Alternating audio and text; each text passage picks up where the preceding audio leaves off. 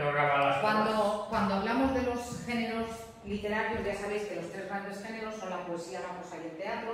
Lo que nos queda por ver ahora es el teatro del romanticismo. Como os he insistido estos días, el teatro anterior, que es el teatro del siglo XVIII, no triunfa entre el gran público porque es un teatro que en realidad resulta aburrido, porque es un teatro en el que pasan pocas cosas, hay poco interés, hay poca acción, hay poco conflicto, y al final a la gente lo que le gusta es ir a ver obras de teatro, o en aquella época sobre todo, que no había ni televisión, ni redes sociales, ni cine, y la gente tenía unos medios de entretenimiento muy rudimentarios.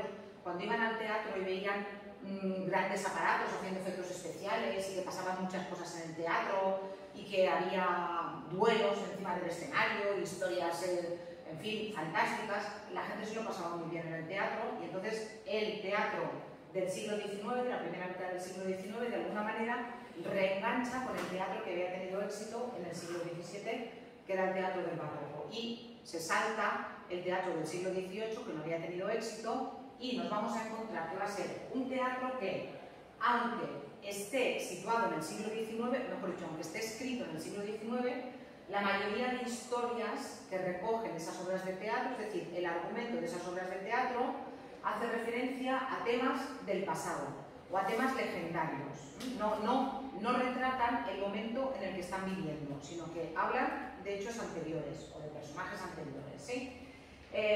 La característica fundamental del teatro del romanticismo, que es además la que opone ese tipo de teatro al teatro del neoclasicismo, es que el teatro romántico rechaza la regla de las tres unidades. Rompe con lo que había sido un dogma en el teatro neoclásico, que era que todas las obras tenían que pasar como máximo en un día, lo que se cuenta encima del escenario tiene que pasar como máximo en un día, que no puede haber cambios de escenario, que todo lo que pase tiene que ocurrir en el mismo lugar, y que además tiene que haber unidad de acción. Eso es lo que decía el teatro del neoclasicismo, es lo que visteis en tercero con el Sí de las Niñas. Pasa todo en una posada, todo en una noche, y la única acción que hay es el matrimonio que quieren hacer entre este señor mayor y la niña, que en realidad, igual está enamorada del señor mayor, está enamorada de su sobrino.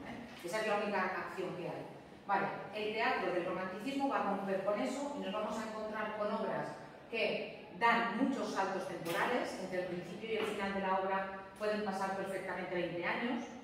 Nos vamos a encontrar con obras que cambian continuamente de escenario. Al principio nos podemos encontrar con una taberna, pero después nos podemos encontrar con un palacio, después nos podemos encontrar con un frente de guerra, después nos podemos encontrar con un monasterio, con un campo abierto, continuos cambios de escenario que a la gente le gustaba mucho, porque se cerraba el telón y cuando se abría el telón estaban en otro sitio completamente diferente. Y luego, muchas veces no había una única unidad de acción, sino que había diferentes hilos argumentales.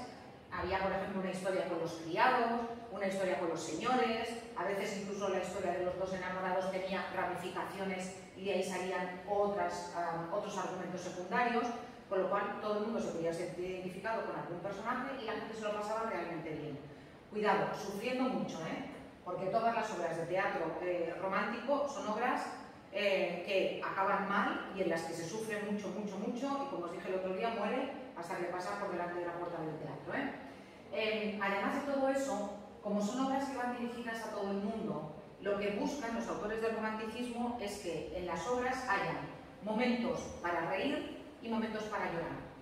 Crean tragedias, son tragedias porque siempre acaban mal, pero que tienen muchos momentos de alivio cómico, es decir, muchos momentos en los que te ríes, recoges fuerzas para lo que va a venir después y luego ya enfilas el drama final, pues ya con fuerzas renovadas. Entonces, mezclan lo trágico y lo cómico, porque ya sabéis que una de las características fundamentales del romanticismo es la libertad, y esa libertad la llevan a todos los extremos en el teatro. ¿Por qué si escribo una tragedia todo tiene que ser de sufrir? ¿Por qué si escribo una comedia todo tiene que ser de reír? Voy a hacer un género mixto, un híbrido, y es lo que hacen en la mayoría de las obras.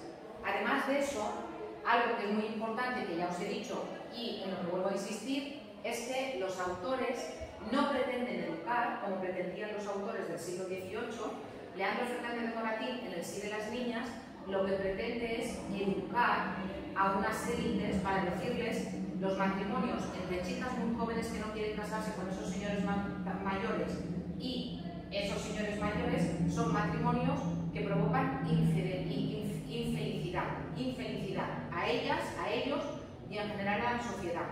Entonces, las obras del teatro del siglo XVIII, como así de las niñas, pretendían educar.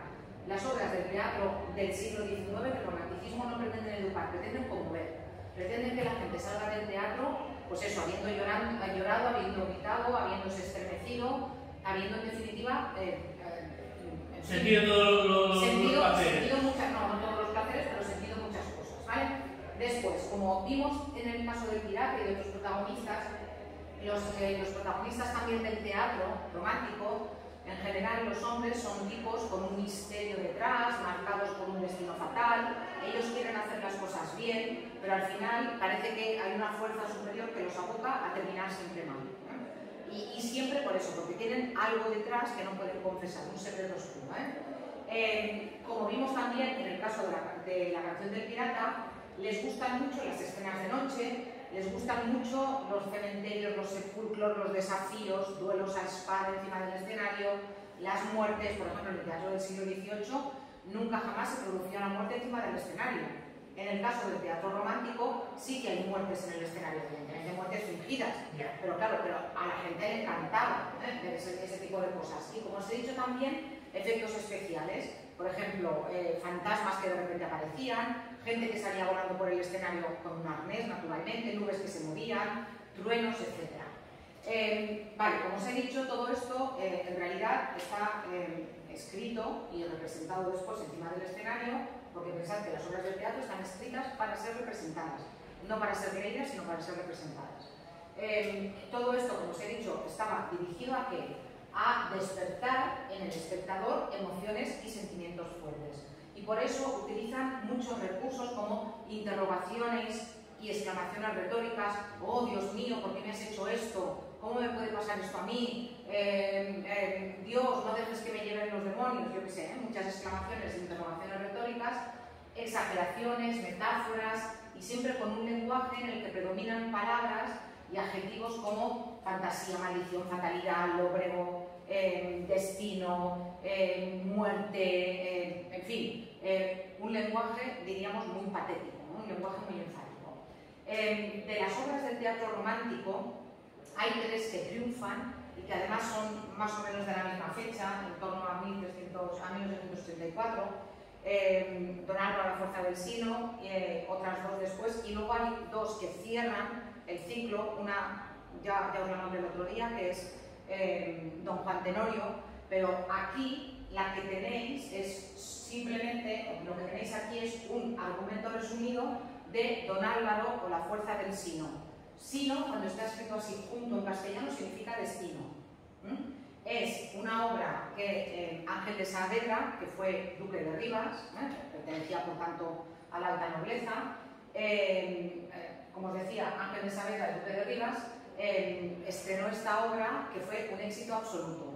Y es una obra justamente donde se ve eso, se ve a un hombre que tiene un pasado misterioso, nadie sabe muy bien quién es, ha llegado a Córdoba, se enamora de la hija de un marqués. Estamos en el siglo XVI, la obra está escrita en el siglo XIX, pero retrata una historia del siglo XVI. Don Álvaro se enamora de la hija del marqués, el marqués se enamora de ella, se enamora de él, pero el padre de ella no quiere que se casen porque Don Álvaro nadie sabe de dónde viene y en el caso de ella, Leonor es hija de un marqués. Entonces el padre se opone y los dos chicos que se quieren mucho lo que hacen es que pactan que una noche él irá a la habitación de ella, lo tendrá todo preparado en una iglesia de al lado para que los case un cura. Y cuando se presenten al día siguiente en casa del padre, ya estén casados y el padre ya no podrá hacer nada. Pero resulta que cuando Don Álvaro llega a por ella esa noche, ella duda. Y en el momento que está dudando y que Don Álvaro lo intenta convencer, el padre, que ha oído ruidos en la habitación de la hija, va corriendo y pensándose que es un malhechor, se enfrenta a Don Álvaro. Claro, cuando reconoce a Don Álvaro que también ha oído los ruidos que se acercan por el pasillo, saca una pistola. Don Álvaro se rinde al padre de Leonor porque ve que ella no quiere en realidad irse con él, tira la pistola al suelo con tan mala suerte que la pistola se dispara y mata al padre de Leonor.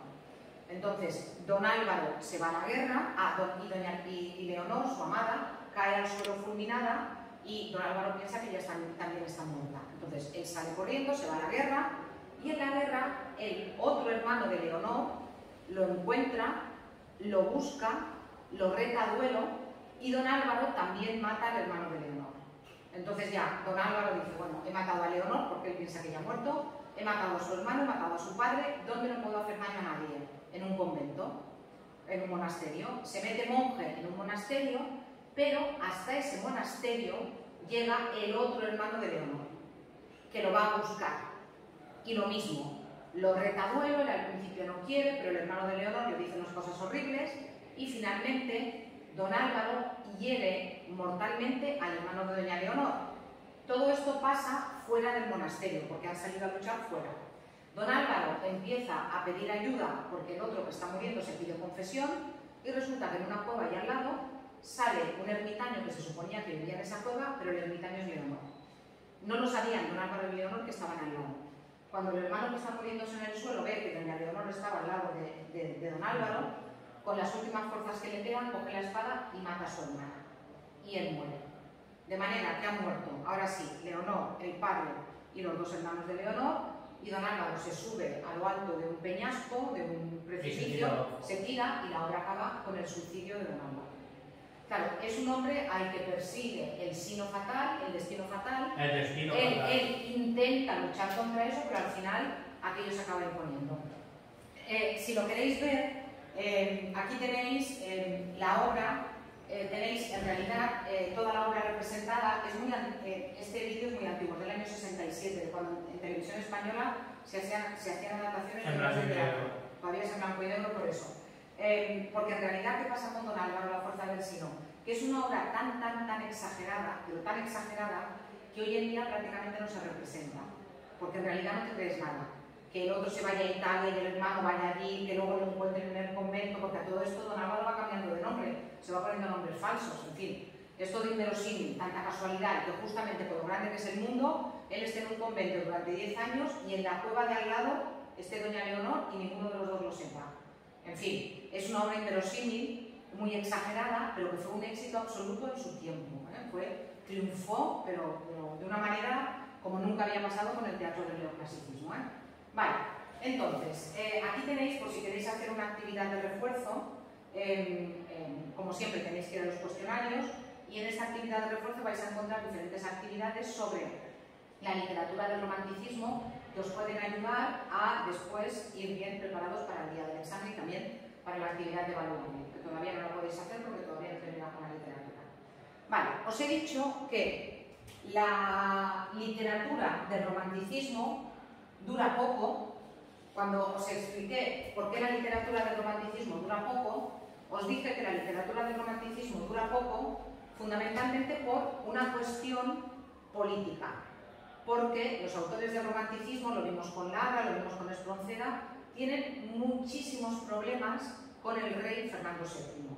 Y hasta que el rey Fernando VII no muere en el año 1833, no se van a poder estrenar obras como, por ejemplo, don Álvaro, la fuerza del sino, que fijaos que es del 34, o sea, no es casualidad.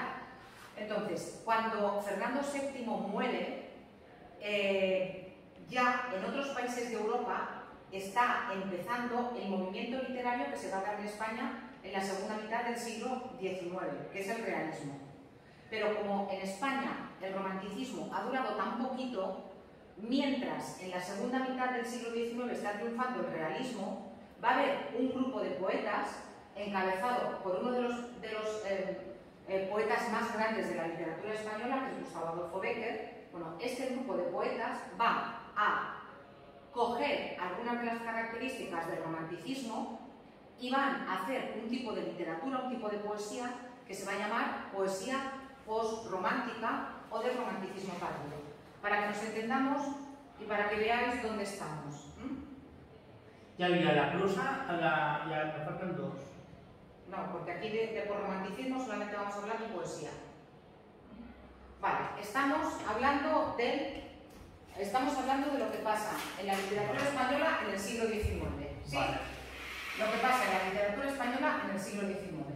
Cuando hablamos del siglo XIX, Ya sabéis que estamos hablando de 1800, estamos hablando más o menos de 1850 y aquí hablaríamos de 1898. Yo os explicaré después en el tema siguiente por qué 1898. Esta es la literatura española del siglo XIX. Este es un esquema del que partimos el otro día, ¿sí? Os dice que, aunque digamos que la literatura de la primera mitad del siglo XIX es la literatura del romanticismo, como hemos visto, en realidad, romanticismo en España vamos a encontrar a partir de la muerte de Fernando VII en 1833, ¿sí? Es decir, el romanticismo como tal, plenamente en España, va a ser un movimiento de apenas 50 años. ¿Por qué? Pues por lo que os he explicado. Cuando el romanticismo llega a España, ya en otros países europeos nos encontramos con el movimiento que va a triunfar a continuación, que es el realismo. El realismo. Entonces, el romanticismo ha durado muy poquito y es como si la gente o como si un grupo de escritores se hubiera quedado con ganas de más romanticismo. Y, aunque no es la moda en la segunda mitad del siglo XIX, al contrario, está en las antípodas de la moda literaria de la segunda mitad del siglo XIX, está en las antípodas del realismo, en torno a 1860, 1870, ¿sí?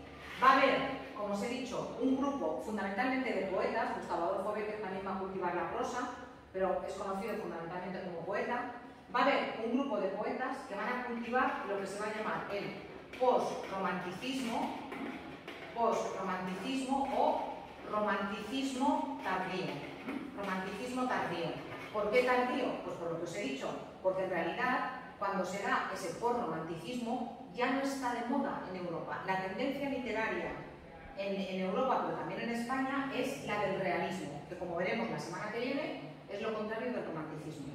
Entonces, si esto está protagonizado solamente por un pequeño grupo de poetas, si la moda era otra, ¿por qué nosotros estamos estudiando el posromanticismo?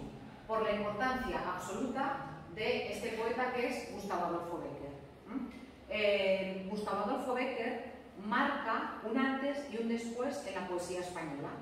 La poesía española antes de Bécquer era una cosa y la poesía española después de Bécquer es otra cosa.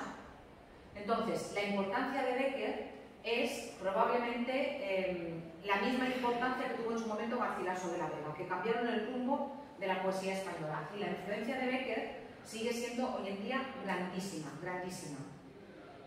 A pesar de que en su vida, cuando él vivía, Bécquer no publicó poesías. En su vida no las publicó. Ahora os contaré por qué. Entonces, estamos situados, ¿verdad? Estamos situados en la segunda mitad del siglo XIX, la década entre 1860 y 1870, cuando triunfa el realismo, pero un grupo de poetas va a rescatar algunas formas, algunas modas, algunos modos de escribir del romanticismo, ¿sí? Entonces, lo que os decía, bueno, aquí tenéis un vídeo, en este vídeo se explica muy bien cuáles son las características fundamentales de la poesía de Bécquer, como siempre. Los vídeos que tenéis aquí los podéis mirar. ¿Quién de los dos es? Os lo iba a poner, es el mismo. Esto es el Photoshop de la época. Este es un cuadro que pinta su hermano. Su hermano era pintor, él también dibujaba muy bien, Gustavo Adolfo también dibujaba muy bien. Y se decidió por la escritura, porque pensó que se le daba mejor, y su hermano continuó estudiando Bellas Artes. Entonces, este cuadro es pintado por su hermano Valeriano, y esta es una fotografía de él. Estamos en la segunda mitad del siglo XIX y hay fotografías. Entonces, hoy en día el Photoshop o los filtros de las redes sociales harían que Bécquer fuera así, pero en realidad era así. Era bastante menos atractivo de lo que parece en este cuadro. Además, en este cuadro que tiene una cosa como muy misteriosa, como muy romántica, del romanticismo, ¿sí? Bueno, mirad, Gustavo Adolfo Bécquer, otro de los que murió jóvenes. Fijaos, nació en el 36 y murió en el 70. Gustavo Adolfo Bécquer vivió 34 años. Y además también tuvo una vida muy desgraciada. Quedó huérfano muy temprano de padre y de madre. Y eran, ahora lo digo de memoria, pero yo creo que eran 7 hermanos y se los repartieron entre diferentes familiares, a todos. Y a él y a su hermano Valeriano les tocó ir con la madrina de bautismo de Gustavo Adolfo. Y era una señora que tenía una gran biblioteca y enseguida pues les entró el gusanillo por la Por la lectura y por la... Pero toda la vida tuvieron muchos problemas económicos. Él es de Sevilla, se fue con su hermano a Madrid, en teoría a triunfar en Madrid, pero en Madrid no triunfaron. Y él fue enlazando un trabajo detrás de otro, siempre o le despedían o se iba, y al final, bueno, pues eso, nunca logró una verdadera estabilidad económica. Se dedicó básicamente al periodismo, cuando vio que de escribir no podía vivir, se dedicó al periodismo, llegó a ser director de un periódico de la época, del contemporáneo. Se enamoró de una mujer, pero esa mujer era de clase alta y lo rechazó. Luego lo intentó con la hermana de ella, la hermana de ella también le dijo que no. Y en casa del médico que le estaba tratando de sífilis, o sea, una enfermedad venérea, una enfermedad de transmisión sexual, conoció a la hija del médico, con la que se casó, y tuvo un matrimonio muy desgraciado. O sea, fue un desastre de matrimonio desde el principio, pero tuvieron 3 hijos. En fin, y ya os digo, y toda su vida tuvo muchísimos problemas económicos y también tuvo muchos problemas de salud. Primero, porque no estaba ni bien alimentado ni vivía en buenas condiciones, y segundo, por las secuelas de la enfermedad, que entonces no se curaba. Y de hecho murió a los 34 años de una neumonía, pero las afecciones pulmonares eran como secundarias a lo que él tenía. Entonces, para terminar de rematar las desgracias, ¿sí? En el año 1868, él está trabajando en un ministerio. Alguien le ha conseguido un trabajo, voy a decir, le han enchufado, pues sí, le han enchufado, en un trabajo en un ministerio, y en ese ministerio resulta que el que era ministro, que se llamaba González Bravo, era un hombre al que le encantaba la poesía. Y a este hombre alguien le ha dicho que dentro del ministerio está trabajando una persona que ha publicado algunos escritos, no de poesía, sino de otro tipo, pero que es muy buen poeta. Entonces, el ministro va a hablar con Bécquer y le pide la recopilación de sus poemas, porque va a mirar si se los pueden publicar. Claro, estamos hablando del año 1868. No había fotocopiadoras, no había móviles, no había nada, y normalmente los escritores tenían un único ejemplar de sus obras. No tenían nada más que un ejemplar. Entonces, Bécquer le da al ministro el único ejemplar que tenía de sus poemas, de todos los poemas que había escrito.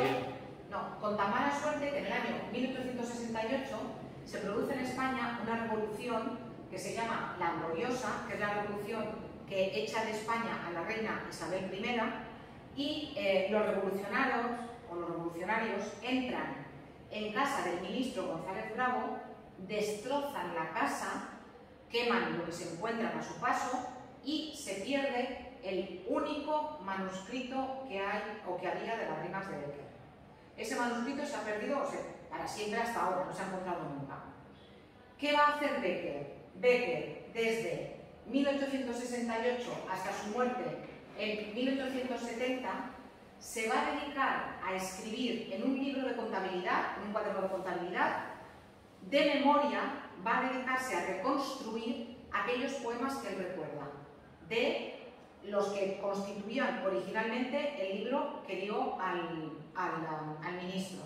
Este libro hoy en día se conserva, este cuaderno se conserva en la Biblioteca Nacional y se le llama el libro Cuaderno de los Gorriones, porque ve que mientras iba haciendo memoria iba dibujando pajaritos al lado. Y entonces, al lado de los poemas hay ramas de árbol y pajaritos, básicamente. Bueno, la cuestión es que Bécquer, en el momento de su muerte, hasta el momento de su muerte, ha seguido escribiendo esos poemas en ese cuaderno. Cuando Bécquer muere, los amigos de Bécquer quieren ayudar a su mujer, a ver si entonces no había pensiones de viudedad, no había pensiones de orfandad. Entonces, los amigos de Bécquer quieren ayudar a su viuda y deciden publicar todos los poemas de Bécquer, ponerles el título de rimas. Cuando hablo de todos los poemas son 84 poemillas y además son muy cortos, no son como la canción del pirata. La poesía de Bécquer es una poesía muy breve. Entonces, los amigos deciden publicar todos esos poemas, que al final se van a titular rima. Atención, en el año 1871. Los van a publicar en 1871. ¿Y qué van a hacer los amigos? En lugar de publicarlos como Becker los había ido recordando, lo que hacen los amigos es que los ordenan. Ordenan esas rimas, esos poemas. Ya os he dicho que en lugar de... se conserva el cuaderno en el que Becker los ha ido recordando, por tanto se podrían publicar con el orden que le han venido en la memoria. Pero los amigos, ¿qué hacen? Un gran acierto, desde mi punto de vista, pero que es menor, pero desde el punto de vista de todos los críticos literarios, van a ordenar los poemas como si fuera una historia, como si fuera una historia de amor. Va a haber una primera parte de ese libro en el que nos vamos a encontrar con unos poemas introductorios en los que se reflexiona sobre qué es la poesía, qué es la inspiración, sobre, en general, lo que significa la creación literaria. Esa sería la primera parte.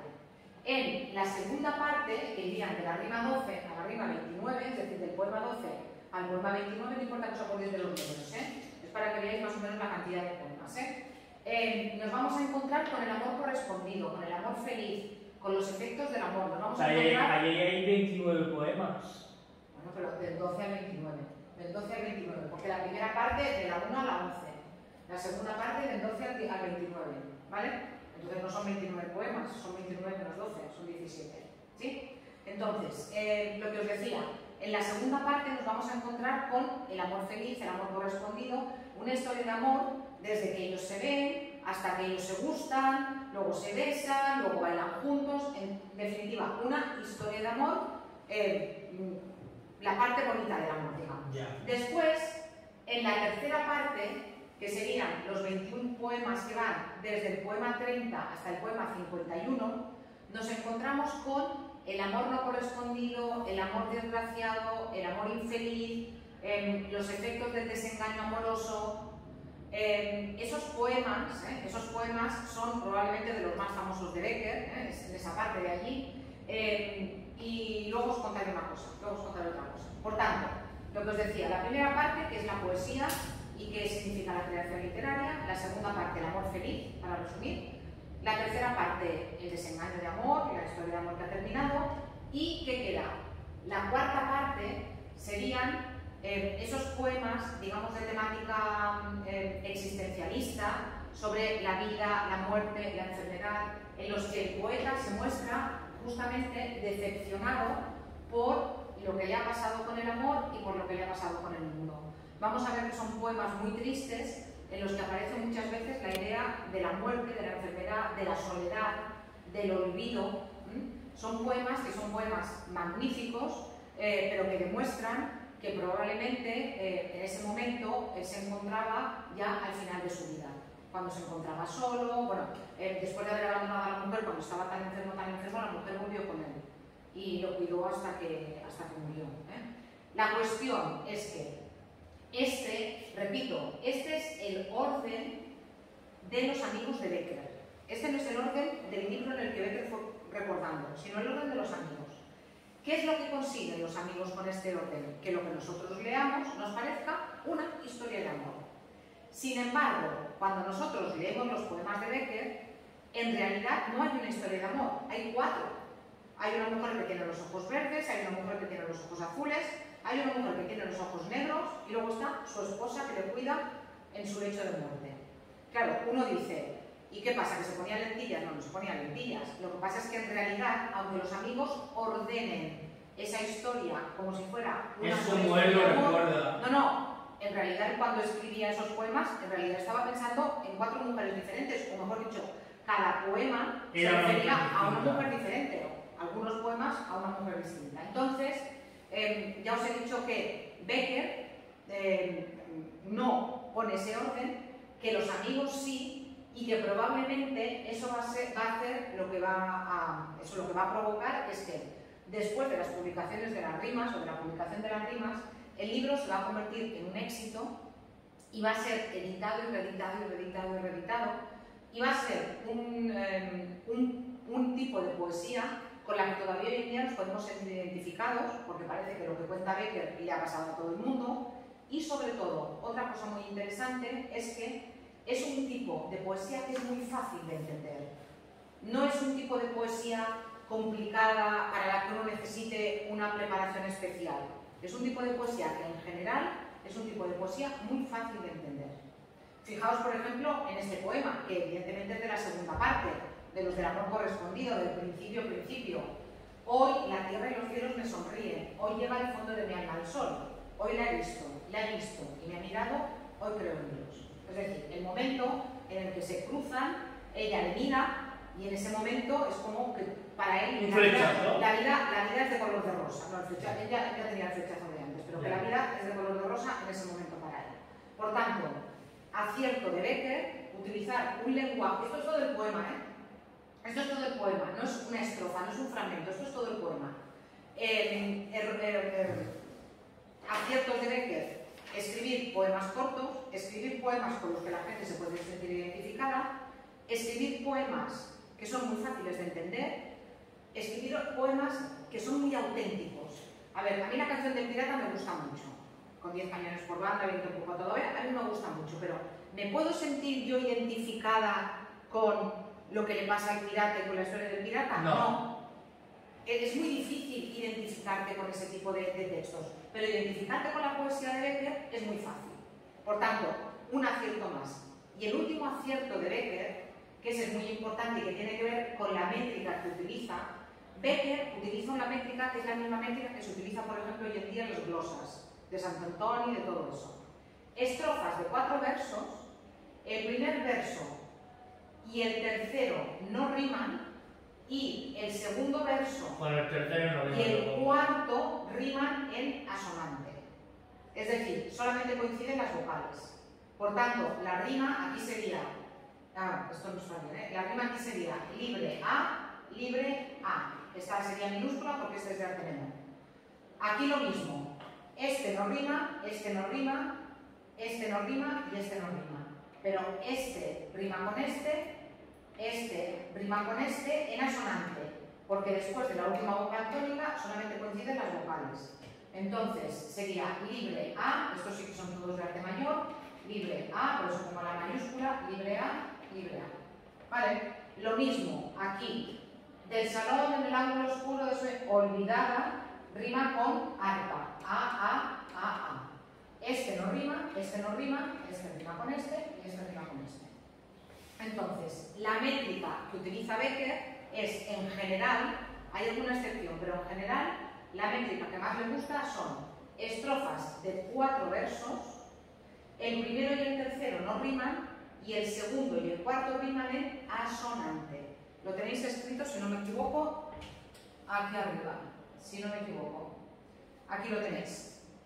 ¿Sí? Predominan las estrofas de 4 versos, espera que lo borro todo, para que se vea bien.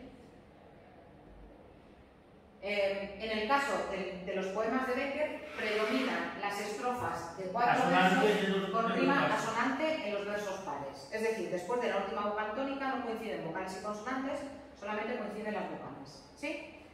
Además de las rimas, que ya os he dicho que Becker no las publicó en vida, sino que las publicó una vez había muerto, además de las rimas, Becker también es muy famoso y también es magistral en las leyendas. ¿Recordáis que el otro día hablamos de que las leyendas son textos narrativos que les gustan mucho a los románticos porque tienen una parte de misterio muy grande, con muertos que resucitan, apariciones, en fin, cosas misteriosas? Y Becker cultiva también en las leyendas temas que son plenamente románticos: el amor imposible, la muerte, la Edad Media, los paisajes tenebrosos, lo sobrenatural, etc. Las características que vimos del romanticismo de la primera etapa, de la primera mitad del siglo XIX, se ven muy claramente en las leyendas. Bueno, aquí tenéis 4 textos diferentes de Becker.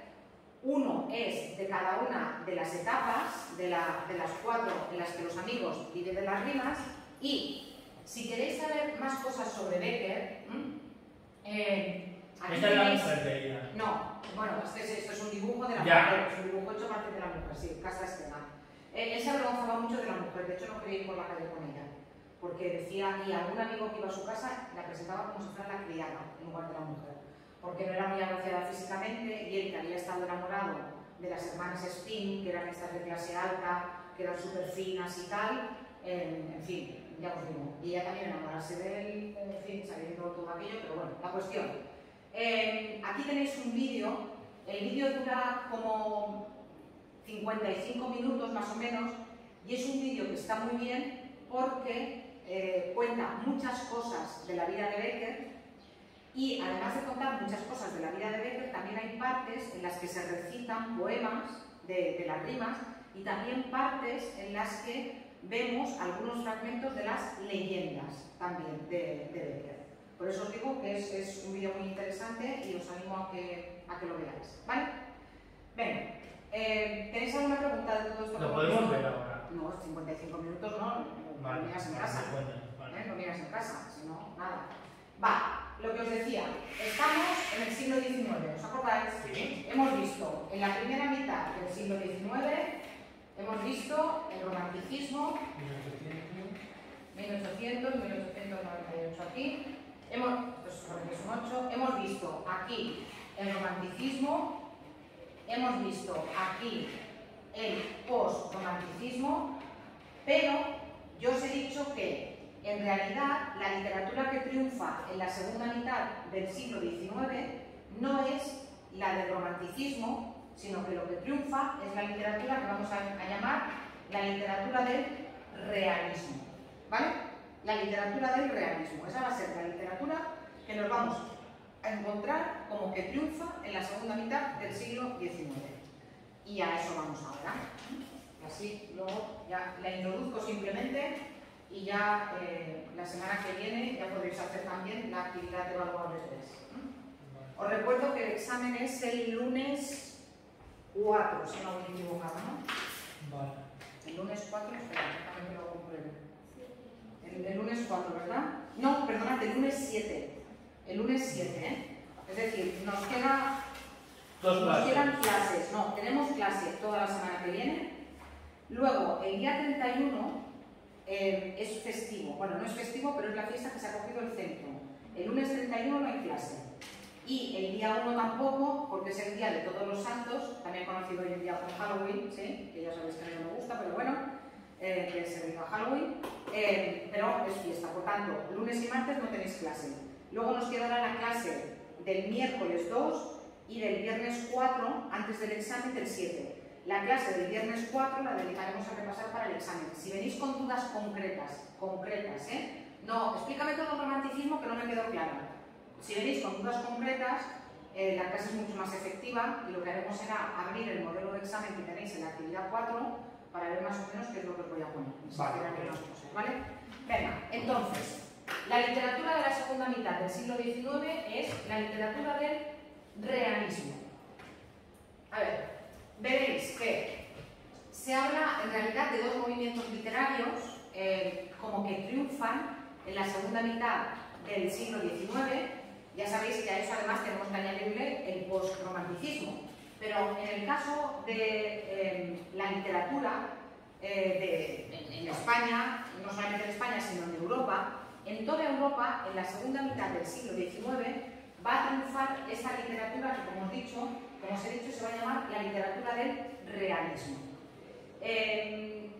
Va a ser una literatura que va a ser fundamentalmente narrativa. Es decir, en el romanticismo hemos visto teatro, hemos visto mucha poesía y hemos visto también algo de prosa, pero fundamentalmente en el teatro en la época del romanticismo triunfan el teatro y la poesía. En la época del realismo lo que triunfa es la narrativa. Es decir, cuando hablo de narrativa hablo de un género en el que nos encontramos un narrador, unos personajes, escrito en prosa, una acción, en un tiempo y en un lugar determinado, con un planteamiento, un desarrollo y un desenlace. Nos vamos a encontrar con muchísimas novelas y nos vamos a encontrar también con algunos cuentos. Cuidado, no cuentos infantiles, sino cuentos que serían como una reducción de las novelas. Tenéis un ejemplo, en el caso, ya lo veréis, de Emilia Pardo Bazán, que tenéis un cuento aquí que es El encaje roto, que a mí me gusta mucho. Entonces, el realismo, como os he dicho, surge en Europa a partir del año 1850, cuando el romanticismo de alguna manera ya muestra signos evidentes de agotamiento. Y ese agotamiento, ¿por qué viene?